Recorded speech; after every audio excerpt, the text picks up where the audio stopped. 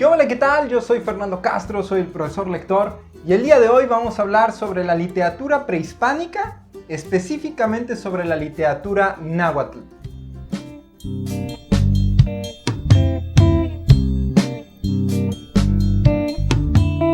Bueno, pues para poder comenzar a hablar sobre la literatura náhuatl, primero es necesario recordar que en lo que hoy en día es el centro de la República Mexicana, a lo largo de los siglos existieron y dominaron distintas culturas. Entre ellos, los principales son, por ejemplo, los toltecas en Tula, los chichimecas en Texcoco y los mexicas finalmente en Tenochtitlán. Esto es importante recordarlo porque mientras había ciudades como Texcoco que se distinguían porque florecía la cultura y el arte, otras ciudades como Tenochtitlán se distinguían por la guerra y el ingenio.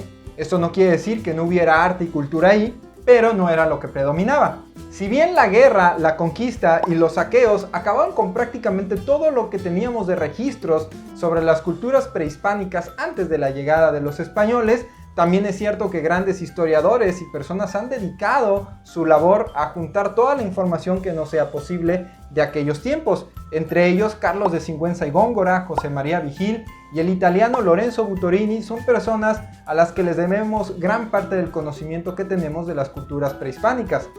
Además, es cierto, como mencioné hace unos momentos, que Tenochtitlán no se reconoció tanto por el arte y la cultura y además fue el centro de la conquista en su momento, por lo tanto sufrió mayores saqueos y golpes culturales, así que la mayor parte de la información o la mayor aportación que tenemos al día de hoy se lo debemos a Tlaxcala y Texcoco.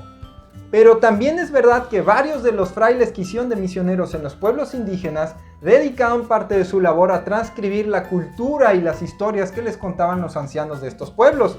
Es el caso de los 20 poemas rituales, transcritos por Fray Bernardino de Sahagún en el siglo XVI y que es la transcripción de lo que le contaron los ancianos del pueblo de Tepepulco.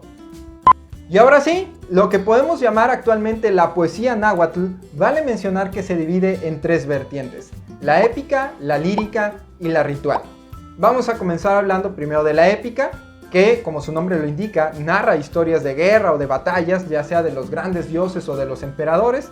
Es, por ejemplo, el caso del canto a Quetzalcóatl o el canto a Mixcoatl. También tenemos los ciclos a los dos Moctezumas, ya sea a Ilhuicamina o Jocoyotzin. Tenemos el poema de Netzahualcóyotl, que nos narra las grandes hazañas del emperador de Texcoco, o también el poema a Itzlixochitl, que, vale mencionar, este pasó por muchas generaciones en pura tradición oral, de narrarlo nada más, hasta que finalmente fue transcrito por uno de los mismos descendientes de él, que fue Fernando de Alba Itzlixochitl. Por otro lado, tenemos la poesía ritual o religiosa, la cual era de gran importancia en la época, porque la religión impregnaba todas las áreas de la vida social de aquel entonces, ya sea la educación, la guerra, la política, la alimentación, todo.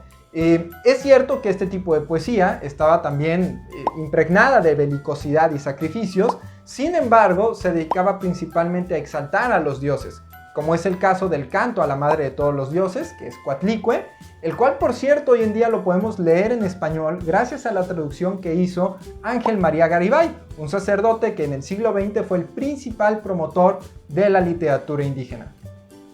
Y finalmente tenemos la poesía lírica, la cual consta de los cantos recreativos que escribían principalmente los reyes y príncipes que disfrutaban de expresarse por este medio con gran riqueza literaria.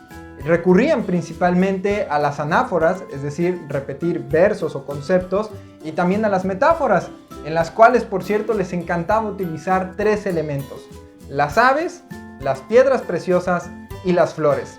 Estos tres elementos los podemos ver utilizados en un poema muy popular aquí en México, escrito por Netzahualcóyotl, el cual apareció durante muchos años en los billetes de 100 pesos, el cual dice lo siguiente: amo el canto del cenzontle, pájaro de 400 voces.